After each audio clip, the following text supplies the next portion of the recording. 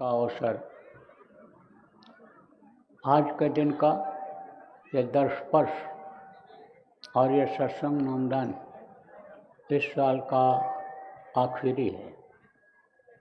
रात को 12 बजे अंग्रेजी तारीख के हिसाब से 12 बजे के बाद 1 तारीख लग जाएगा, नया वर्ष शुरू हो जाएगा। फिर कोई भी कार्यक्रम होगा तो नए वर्ष में होगा। यह साल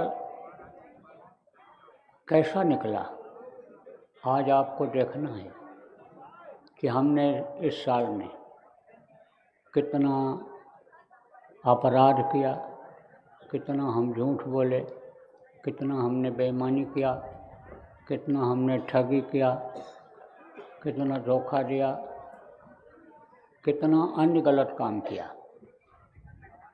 और अगर नहीं किया तो आज के दिन ये संकल्प बनाओ कि अगले साल भी नहीं करेंगे।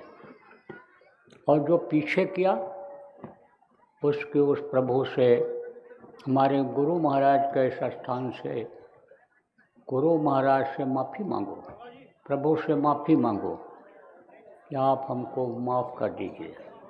और अब हम तौबा करते हैं, कान पकड़ते हैं, अब हम ऐसी गलती नहीं करेंगे। जान में गलती हो जाती है और अनजान में भी गलती हो जाती है। आप ये समझो कि जान करके आदमी जब गलती करता है तब उसकी सख्त सज़ा मिलती है, और अनजान में गलती हो जाता है तो उसकी माफ़ी हो जाती है। आप ये समझो कि साधारण पाप होता है और कारण पाप होता है। साधारण पाप किसको कहते हैं? जैसे झूठ बोल दिया और झूठ बोल करके किसी की जान बचा लिया, झूठ बोल करके किसी को भोजन करा दिया, आत्मा की तृप्ति उसकी हो गई, दुख को दूर कर दिया। झूठ तो झूठ होता है, पाप तो लगता है। सांच बराबर तप नहीं कि झूठ बराबर पाप, पाप तो लगता है लेकिन वो क्षम्य होता है। थोड़ी सी ही तकलीफ में ही क्षमा हो जाता है। जैसे छोटे मोटे पाप जो बन गए, अब आप यहाँ पर आए, हाथ पैर आँख कान से गलती हो गई, अब यहाँ पर आए, आपने एक तरह से शरीर को कष्ट दिया, इन अंगों को तकलीफ दिया, तो उससे क्या हुआ? आपके कर्म कटे तो उसकी माफ़ी हो जाती है। लेकिन एक कारण पाप होता है कि जान करके और फिर गलती किया।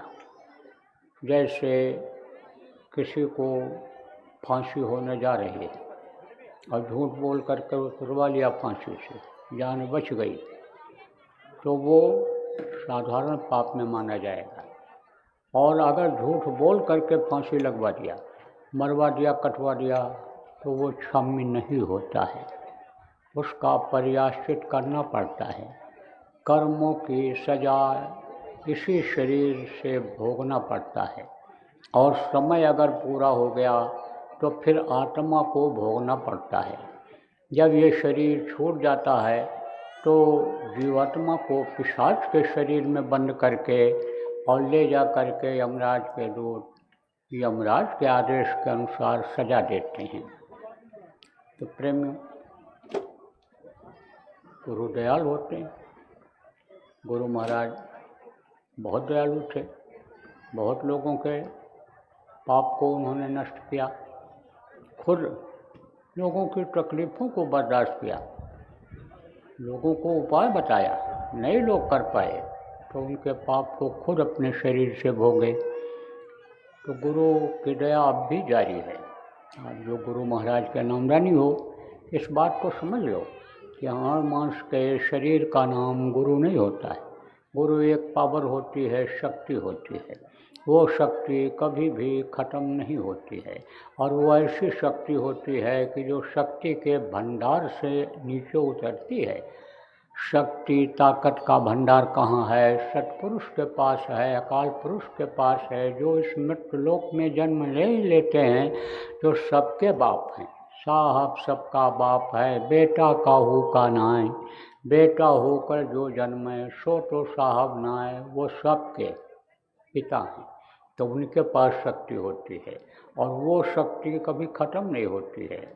मनुष्य शरीर में जब रहते हैं तो शक्ति तो रहती रहती है, फिर जब जाने को होता है तो वो शक्ति दूसरे को देकर चले जाते हैं। लेकिन जब उस शक्ति के भंडार में वो पहुंच जाते हैं, निज धाम निज घर पहुंच जाते हैं, आत्मा उनकी पहुंच जाती है, तो